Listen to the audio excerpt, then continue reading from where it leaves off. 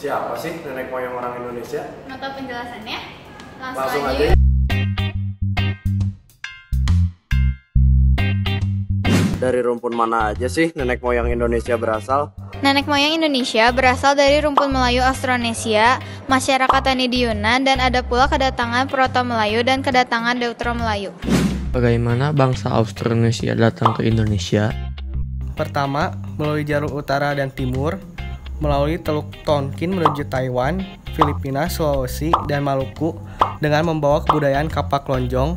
Persebaran periode Proto-Melayu ini membawa kebudayaan batu baru atau Neolitikum. Kedua, melalui jalur selatan dan barat, melalui Semenanjung Malaka, Sumatera, Kalimantan, Sulawesi, Jawa, dan Nusa Tenggara dengan membawa kebudayaan kapak persegi. Persebaran periode Deutero-Melayu ini membawa kebudayaan logam. Gimana sih kedatangan nenek moyang bangsa Indonesia?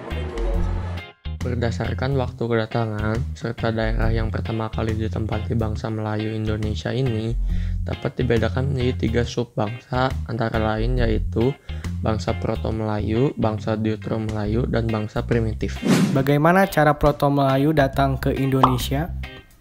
Jadi, bangsa Proto-Melayu atau Melayu tua adalah nenek moyang bangsa Indonesia yang merupakan orang-orang Austronesia yang pertama kali datang ke Nusantara pada gelombang pertama sekitar 2000 tahun sebelum Masehi. Bangsa Proto-Melayu memasuki wilayah Indonesia melalui 2 jalur.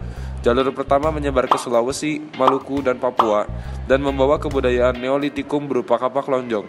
Jalur kedua menyebar ke Sumatera, Kalimantan, Jawa, Bali, dan Nusa Tenggara dan membawa kebudayaan Neolitikum berupa beliung persegi. Lalu, bagaimana dengan kedatangan Deutero-Melayu ke Indonesia? Berdasarkan bukti-bukti sejarah yang ditemukan, diketahui bahwa bangsa Deutero-Melayu masuk ke wilayah Nusantara melalui jalur barat, di mana rute yang mereka tempuh dari Yunan atau Teluk Tonkin, Vietnam, Malaysia, hingga akhirnya tiba di Indonesia sekitar 500 tahun sebelum Masehi. Mereka sudah berhasil membuat barang-barang dari perunggu dan besi, contohnya nekara dan dolmen. Oh begitu, bagaimana dengan bangsa primitif? Sebelum kelompok bangsa Austronesia masuk ke wilayah Nusantara, sudah ada beberapa kelompok manusia purba yang sudah lebih dulu menempati wilayah tersebut, yaitu bangsa primitif. 1. Manusia Pleistosen. Kehidupan manusia purba ini selalu berpindah tempat, punya kemampuan yang sangat terbatas. Cara kehidupan manusia purba ini tidak dapat diikuti, kecuali beberapa aspek. 2. Suku Wedoid. Sisa-sisa suku Wedoid hingga kini masih ada dan dapat kita temukan. Mereka hidup meramu dan mengumpulkan makanan dari hasil hutan dan memiliki kebudayaan yang sangat sederhana. Contoh peninggalan suku Wedoid, suku Sakai, dan suku Kubu. 3. Suku Negroid. Di Indonesia sudah tidak terdapat lagi sisa-sisa kehidupan suku Negroid. Namun di pedalaman Malaysia dan Filipina, keturunan suku ini rupanya masih ada. Suku Semang di Semenanjung Malaysia dan suku Negrito di Filipina. Jadi begitu teman-teman penjelasan dari nenek moyang bangsa Indonesia.